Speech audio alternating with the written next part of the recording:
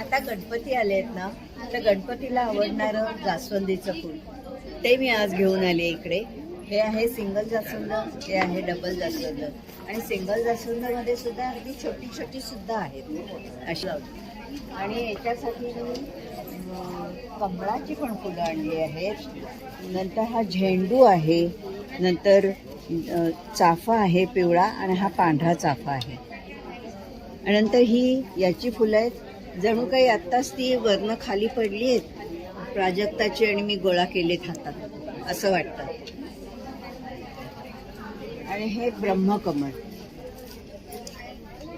हे माझ्या एका विद्यार्थिनीने केलेलं आहे. अगदी खरं खरं दिसतंय. असे वेगवेगळे बुके सुद्धा मी आणलेले आहेत.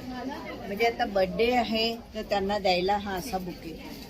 खऱ्या फुलांचा बुके लगेच खराब होऊन जातो, पण हा वर्षानुवर्ष टिकतो असे केले आहेत. त्याच्यानंतर हे आपल्याला गणपतीच्या बाजूला सुद्धा ठेवायला आहे असं. नंतर आरास आहेच केलेली. गणपतीची जी आरास केली आहे ती गणपती झाल्यानंतर ती फुलं आहेत ती आपल्याला सुटी सुटी काढून ठेवून देता येतात. आणि मग ती कशाही आपल्याला उपयोगी पडतील.